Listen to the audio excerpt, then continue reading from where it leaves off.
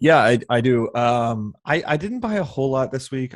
As you guys have heard or have known, I've been moving, and so that's pretty much dominated like 95% of my life.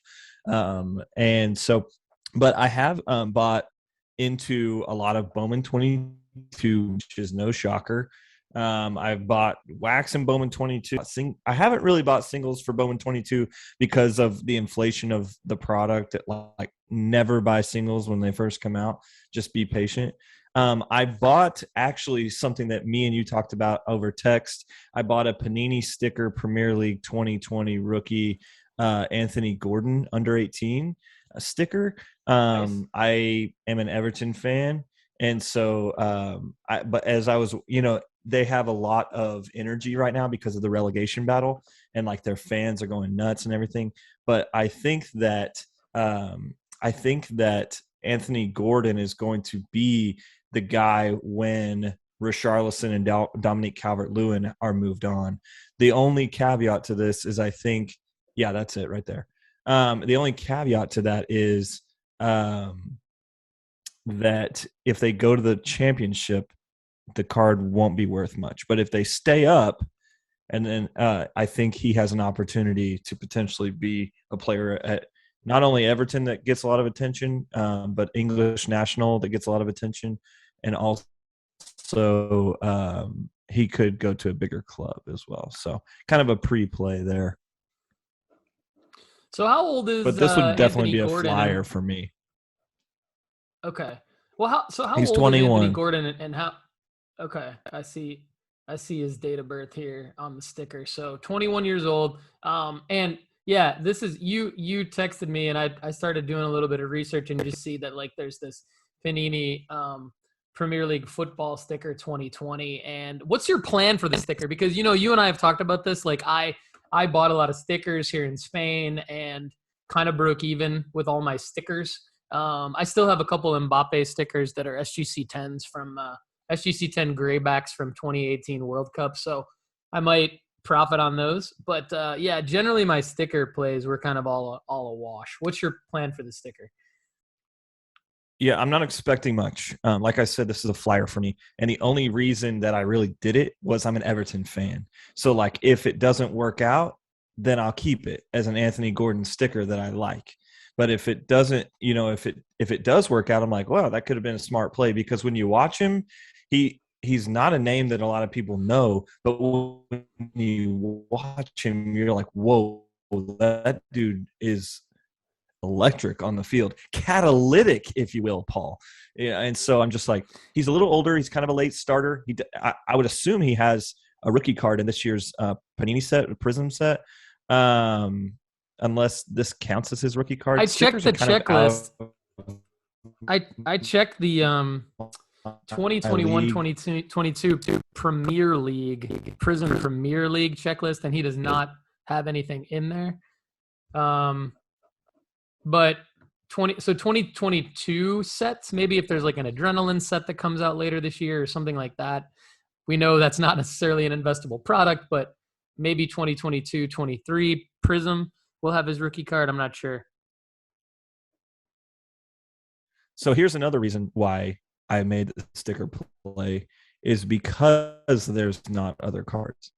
So, given the fact that he could end up like kind of getting some attention at some level over the next, couple of months, depending on what happens with the transfers, depending on if he potentially gets call up to the national team, like even in like a friendly or something, and or if he like bags a hat trick to save Everton from relegation or something, he's got no other cards. The stickers is the only option, and so I thought, it's a decent play. Plus, I like him. So if it doesn't work out, I still have a sick card that I like. So Yeah, and it's how much did you pay for it? Like I saw the some of the listings are around $20 or $30. yeah, But I those are paid over here in Europe, so not sure. I paid like $12, and then it was like $8 shipping. So Okay. Nice. Well, I like that. Anything else you want to report on for your buys yeah, I this bought a week? Josh Smith auto. Josh, not the basketball player. Josh Smith, the Rangers prospect. He is been tearing up AAA, and I think I mentioned him on my baseball podcast, the last baseball specific podcast on the sports card.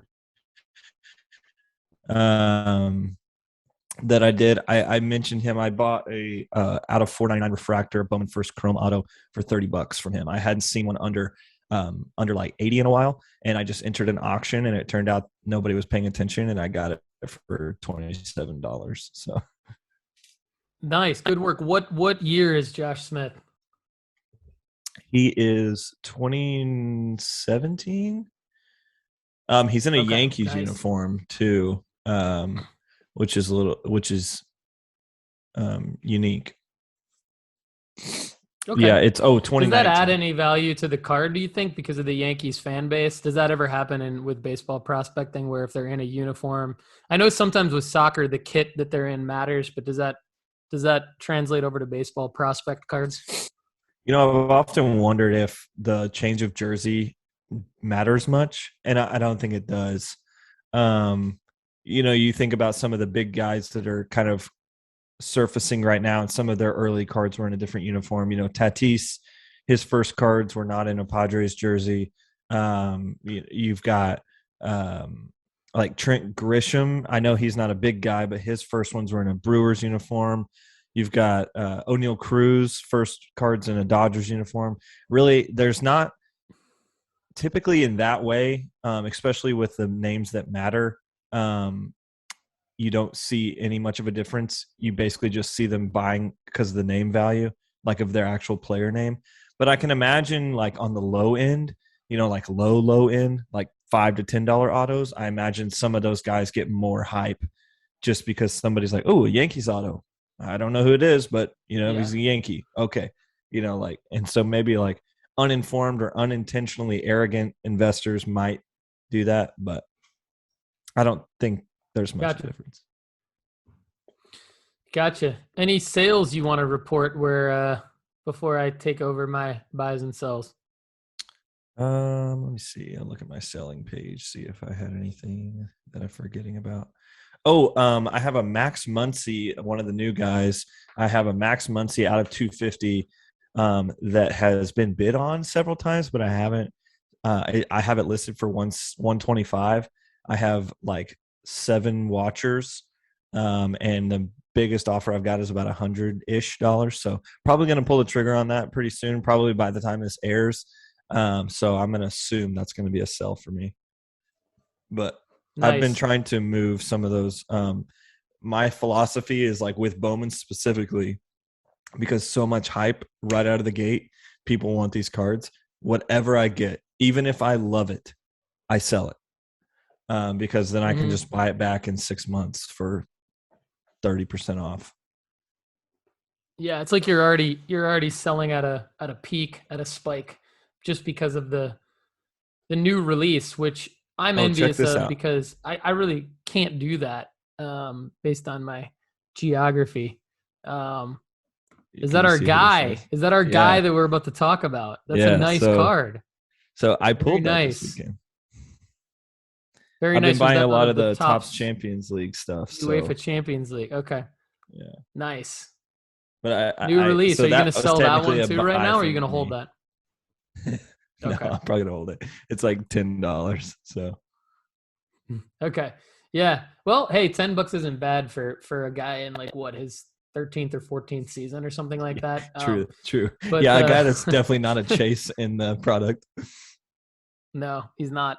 Well, before we get to him, I'll quickly go through my buys and talk about some of these guys. And then I did have a couple sales. So I entered the week not necessarily thinking I was going to buy a whole lot, but then it's one of those things where I saw some deals and a lot of the cards that I had been watching for a while. Yeah. A lot of the cards that I've been watching for a while, sellers made me some offers that I thought I either countered to go even lower or I liked their offer just based on the recent comps. And so I'll kind of quickly walk you through. One of them is this, I've been wanting to go 1981 Topps Magic Johnson, and I got this PSA DNA Authentic Auto, which I think is a pretty sick auto. And the card actually, I'm not going to bring it up full screen right now, but I think the card's actually decently centered compared to some other versions of this card that I've seen out there. It's usually not top to bottom centered well at all and left to right centered at all. So my understanding based on my research is that this is an authentic card. Doesn't have a card grade, but it has a PSA DNA authentic auto. And I did pay a total of it's $286.60 when you count in shipping. So basically $287 shipped to the vault. So my Magic collection grew a little bit. Right now I'm shipping everything to the vault just because I want to be able to sell quicker, and I want to be able to give people extra cards. So even if it's like a lower value card, I don't mind shipping it to the vault because like I'm not really doing this anymore with shipping lower valued cards to the vault, but once upon a time I did. And so I like to kind of include those extra cards in the package just as kind of a thank you for buying from me, even though it doesn't serve the purpose of like using it as packing material because it's PWCC who's shipping it. But yeah, I'm shipping everything to the vault. Wax, singles, cool. Everything. Graded, not graded. I just like to graded, talk to you about your process. Yeah, I'll talk a little bit more about it because when I buy a graded card, the fee is only like, it's less than $2. So basically like you save money on sales tax shipping it to Oregon. So there's no sales tax. And then you pay nice. Maybe $2 to have it ingested by PWCC. And so really all in, I'll be like less than $290 on this Magic. And my plan is I really want to I've got maybe 10 of these cards that are not card graded and or in an older PSA slab or in a Beckett slab. And I think I want to take them all, ship them back to myself when I get back to the United States in late June, early July, and then just figure out like a cross grading, not cheap, but like I think cross grading each card so that they're all in new PSA slabs with card grades and auto grades. I think probably is worth the initial investment. And then the longer I hold it, like I think these Magic cards should go up. They're not going to spike, I don't think, but I think that they should continue to go up, hopefully. Yeah, it's a long-term play. That's my play. And then a shorter-term play, because even though he's recovering from a pretty bad hamstring injury, I bought basically my second big Pedri auto. And this one, the first one I bought a while back was a PSA 8 for around the same price. And it was a bubble refractor short print, not serial numbered auto from 2020 Topps Chrome UEFA rookie with the RC designation. And this one, also a PSA 8, but it's the green refractor auto out of 99. And this came from the Slab Stocks newsletter. So every day I get the Slab Stocks newsletter and I just kind of scour it and think, okay, are there any cards? A, I need to, is this a good tool to update the sports card investment report? Yes. B, are there any cards that could be kind of a sneaky play? And I think to get a Pedri for $615 shipped to the vault, so maybe two extra bucks. So, $617 into this Pedri. You had Gerard Piqué say something about him maybe being the best player in the world. So hopefully that actually happens and I can make some money on my Pedri investments. Either way, I'm kind of like you are with the Spanish teams with Everton. I'm a Spanish team fan of guys like Pedri, Fati, Vinicius, Musa. Fati scored this week. The guy. Did Fati score? I knew he was back, but I didn't see that he scored. That's amazing. He did. Nice. I was going to talk about it in my podcast. But we'll talk nice. Okay. Listen to the Soccer Card Strategy show later this week when Kendall breaks down Ansu Fati because Kendall knows my love affair for Fati, and I really, really am. It wasn't a great-looking goal, but it was a goal, and that's what matters.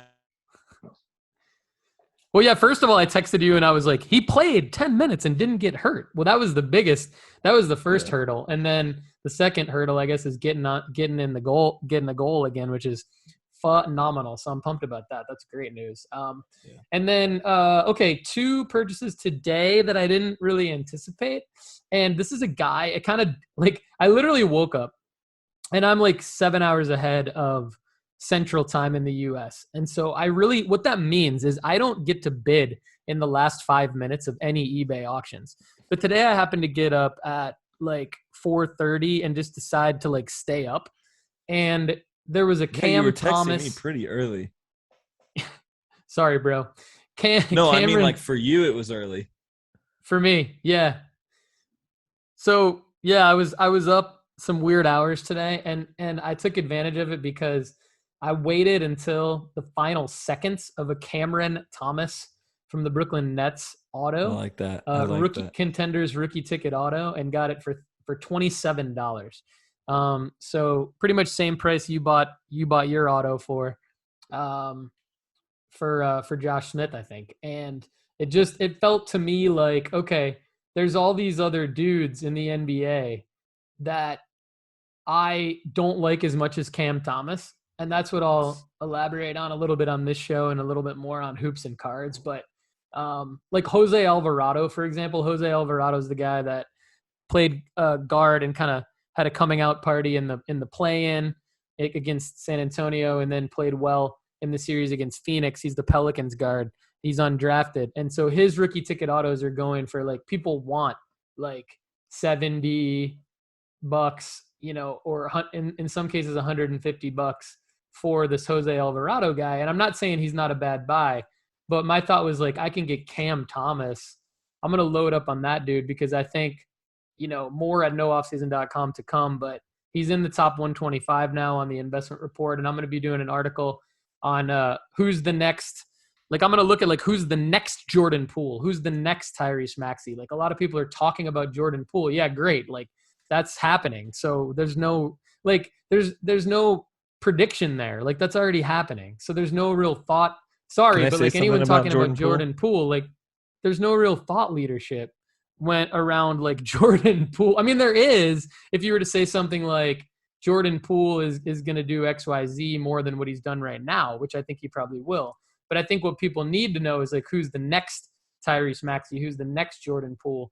And I put Cameron Thomas in that discussion. So the other card I got was okay. This was interesting. I want to bring this up because it was listed at $125. A Contenders rookie ticket auto playoff variation out of 99 Cam Thomas. It was listed at $125. I added it to my watch list. I then received an offer for like $99. And initially, back when I bought the Caden Clark card on the show, I did not think this way. I was like, oh, that's great. Like $99, I'll pay that. But then I took it one step further and I said, what are the most recent comps? And the most recent comps were actually more like, thank you. I'm learning. We're all getting there, We are. It's a So journey. the most recent comps were like $55, $60. And so I replied back within the offer and I said, look, I'll give you 65. The most recent comps, 55 or 60, I'll give you 65. And so the seller accepted the counter offer right away. So I think we're both happy. I saved basically $34 off of what I was going just by taking an extra few minutes to do some easy research. And thanks to everyone who sold me cards. That's a pretty big deal. The purchases. Yeah, I think so, because that's going to be about the profit margin of a card like this, right? Like you don't really expect a card like when you buy a $50 auto or a $100 auto, like, and it's Cam Thomas, who's the 27th pick overall in the draft. He's not like, he doesn't have, what would T say? Like good stock. Stock. I forgot about that. It's not like the 27th pick people get hype over, Right. So it's a flyer. Cam Thomas is a flyer. So when you can save $34 on a flyer, like that's could be my profit margin. But I actually think this guy, best as a case percentage, scenario, that's really good too, though. I mean, think about it. You got like almost 35% off or something like that. Yeah, it's big. It's a big percentage off, especially from the original listing. It's like half off the original listing, which so if he would have told you like, hey, don't. I'll sell you this for 50% off, you'd have been like, oh hell yeah. You know what I mean? Like, and then but like totally. Now you're like, yeah, I did pretty good at 65. I'm like, no, dude, you did really good at 65. That's a good point. So I didn't want to just hit on Cam Thomas as a player, I also wanted to hit on like this strategy, right? Like the first one, Sure. getting in the last 5 minutes of an auction, which you've talked about. And then the second one, Dude, that did me negotiating. dirty this Like weekend, there's by the way. what did? So this weekend, sorry, I totally got you off track here. I'm very distracted this morning. Like my brain is all over the place because I think I had too many cups of coffee. So I'm like on super adrenaline. And I'm currently drinking another cup of coffee. So, about 45 minutes from now, I'll be Always a just good asleep. move. Yeah. But there's a breaker that I love, and typically what I love, when a breaker is buying from another breaker, that dude's good. Like I don't know how to explain that, but he does 10 case breaks, and he does it by player, and so I like to jump in those so I can just like get like a specific guy I'm kind of honing in on. So if I'm honing in on one guy in a set, I go to KOS breaks and break through him. So shout out to John in Las Vegas. He does a great job. But what I did was I tried to get a Dustin Harris slot in the Bowman 2210, or it was like a 5-caser. And I was like, okay, I'm willing to pay $130 for this slot, which is a lot for me, but which was not a lot for Dustin Harris, especially when you get everything that's in a 10 case, thing. When his autos are selling for like $80, you're definitely going to get at least one auto. So, I had a $130 max that I was willing to pay, and I was winning the bid with 15 seconds left. And at 14 seconds, it went over 130. So I just like sat back and trying to, be patient. Like I was trying to stick to my guns, and it ended up selling for $275. It doubled in 15 seconds. And I was like, dang, I sometimes hate eBay. Yeah.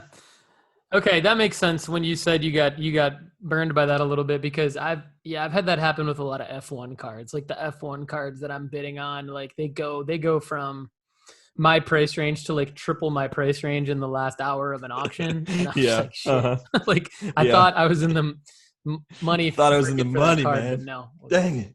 Thought I was making a play, but somebody else scooped it in and took a bigger risk, I think. Somebody make a big boy play anyway. on you. Yeah, there's just tons of cards. So I think you got to look at it like, hey, there's tons of cards. So if you miss out on the card and it goes for two times what you were gonna pay, I think you got to look at that as a win too, because you can always buy other cards. And you can always use your knowledge from that one particular.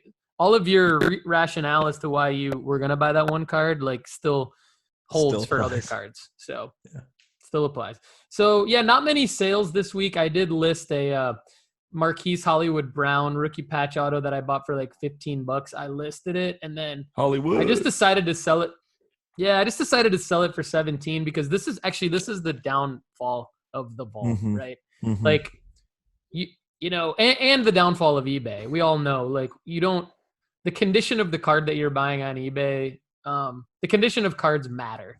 And the condition of the card you're buying on eBay, like you really don't know what it is. And this was an example of, I bought this card in September, and I was excited to get a rookie patch auto for $15, but there was a reason it was $15. It had just like really horrible corners. And so the buyer pointed out, he's like, I'm going to make an offer for $17. Just look at the condition of the card. I was like, yeah, you're right. Like, and I just got rid of it because I just don't want to deal. My thought there is like, I'd rather deal with someone who's reasonable and knows what they're buying. And especially on eBay, I hope that they give me a good review, just because I think if I would have sold this for say $50 and then someone gets it and they're upset with the card, then I risk a bad review. And I think, for that little amount of money, it's probably not worth it. So I just went ahead and sold it, and probably, I think I included maybe some extra cards with the guy too. And then another one, I tried to be more strategic with this 2019 Donruss Optic PSA 10. It's a common card. Like there's a million of these, but I think I broke even. I bought it last year for around the same price. The auction ended like right after Golden State blew out Memphis and Ja got injured. So I probably Yeah, didn't. that was rough. Yeah, my strategy was sound, but the result of the game, sometimes you just can't do anything about that, and it just didn't go my way. So, what are you gonna do?